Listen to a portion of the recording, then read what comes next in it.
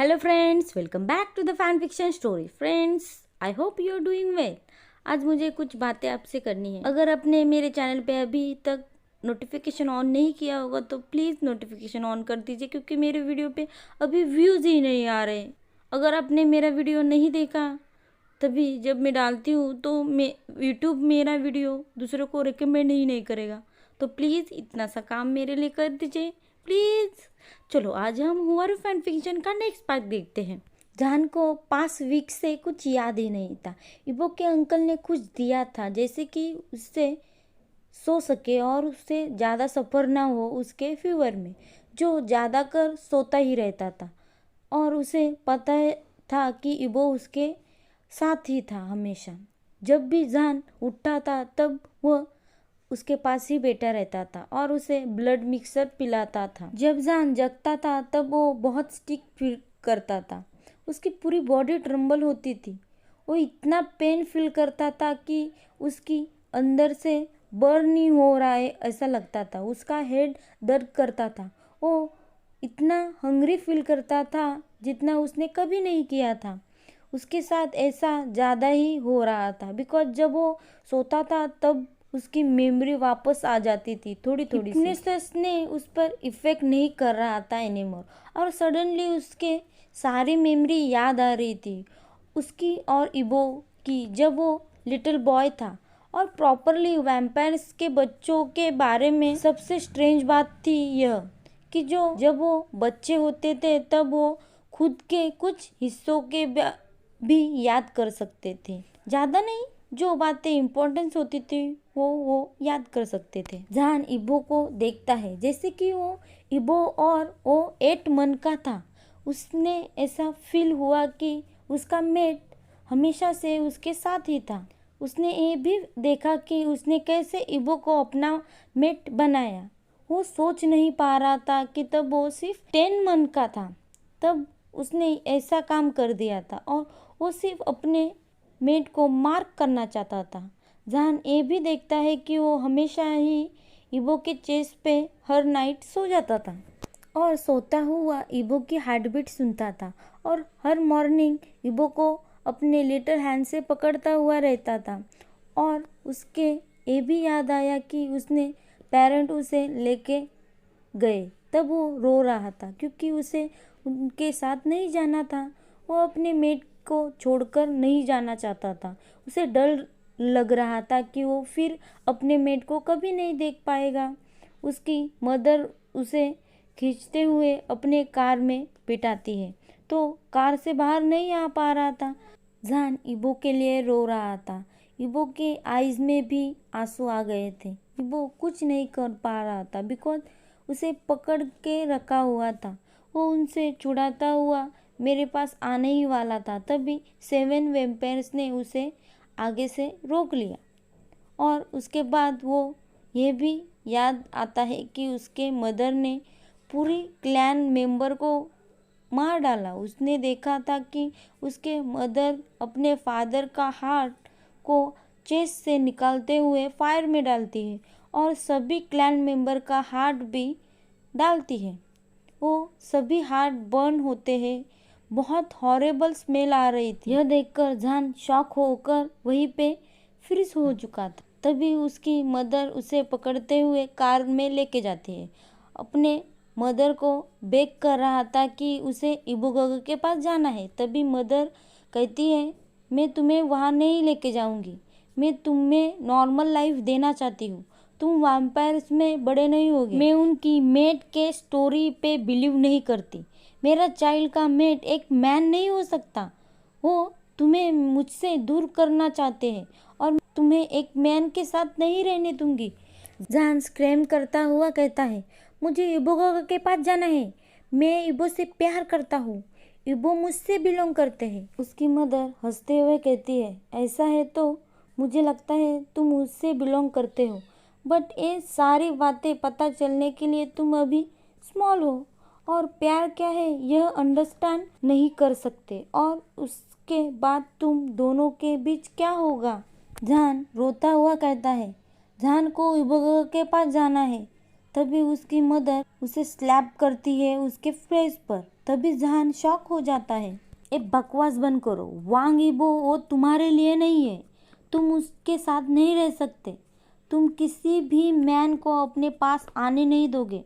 तुम एक वुमन को ढूंढो जिससे तुम प्यार कर सकते हो, और जब तुम ट्रांसफॉर्म हो जाओगे तब तुम उसे भी ट्रांसफॉर्म कर देना, तो वो उसके बाद तुम्हारी पार्टनर हो जाएगी। जहान जोर से सिसकता हुआ रो पड़ता है। फिर भी उससे कोई हेल्प नहीं हो रही थी। वो सिर्फ 4 ईयर का था। वो ह्यूमन और वीक था। नो मैटर कितना वो ट्राई कर रहा था उसकी मदद से दूर जाने की, फिर भी वो नहीं कर पा रहा था। उसके बाद जब वो उस हाउस में मूव हुआ, उसे लगा कि वो हमेशा ही वहाँ पे रहेगा, और उसने देखा एक मैन हाउस में आकर उसके मदद से बात कर रहा था।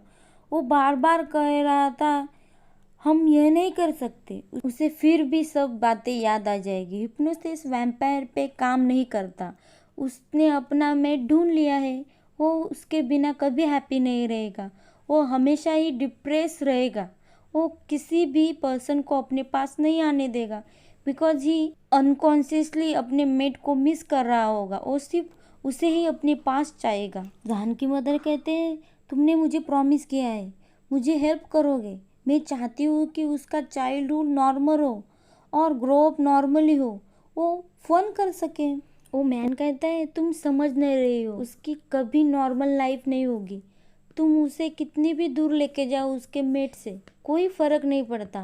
वो हिप्नोसिस में अपने मेट को भूल जाएगा, लेकिन वैम्पायर्स फील कर सकते हैं अपने मेट को एब्सेंट है। वो दोनों कभी भी हैप्पी नहीं रहेंगे। वो सफ़र करेगा एक दूसरे के बिना। तुम्हारा सन ज़्यादा ही सफ़र करेगा, बिकॉज उन दोनों में बॉन्ड बहुत ही स्ट्रांग है। मैंने इतना स्ट्रांग बॉन्ड कभी नहीं देखा, जैसे कि वो एक दूसरे के लिए प्रिसाइड थे। यह शायद उनके सोल पास्ट लाइफ में भी साथ थे।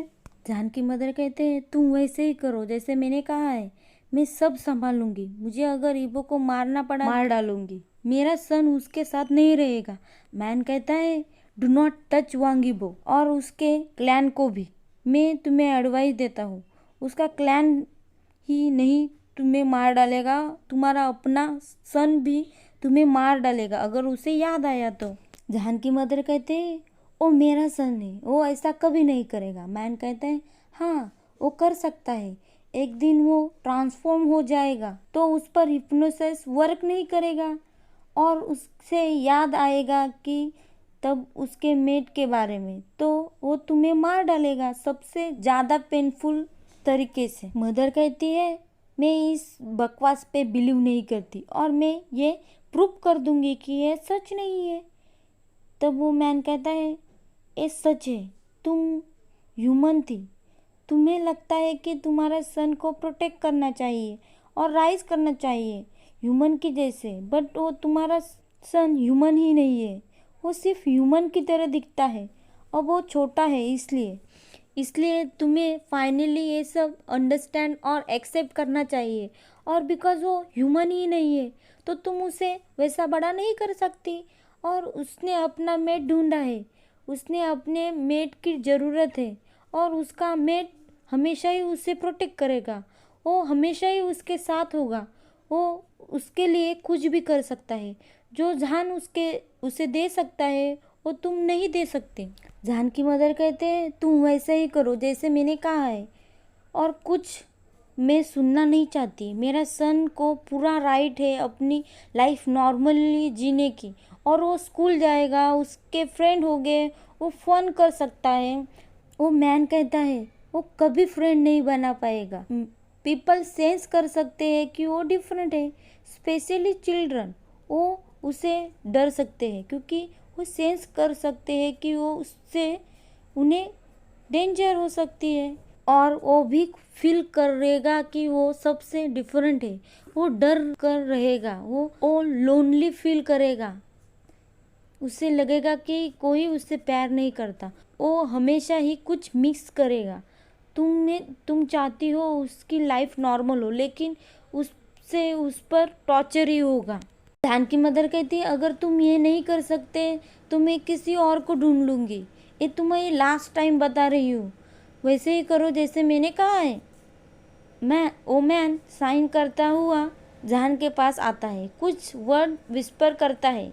वो जहान को पेंडुलम दिखाता है। वो अपने आईज क्लोज करता हुआ और उससे बेड पे लेटा देता है। उसके बाद जहान इबो के बारे में सब भूल चुका था। अब जब उसकी मेमोरी वापस आई है तो अब उसे याद आ रहा है कि उसके घर में हमेशा ही कर्टन लगाए हुए होते थे।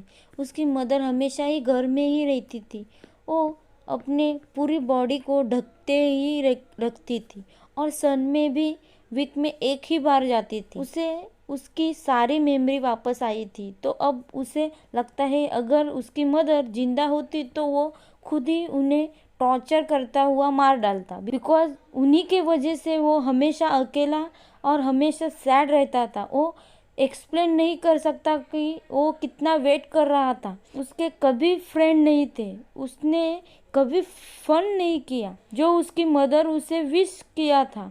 हमेशा ही वो अकेला था। वो हमेशा ड्रीम में किसी की वॉइस सुनता था, तभी वो अकेला नहीं था। फ्रेंड्स, आज हम यहाँ पे हमारा फैन फिक्शन खत्म कर रहे हैं। अभी तक मेरे चैनल पे सब्सक्राइब नहीं किया होगा तो सब्सक्राइब जरूर करें। फैन फिक्शन पसंद आए तो लाइक करें, कमेंट करें। Thank you for watching.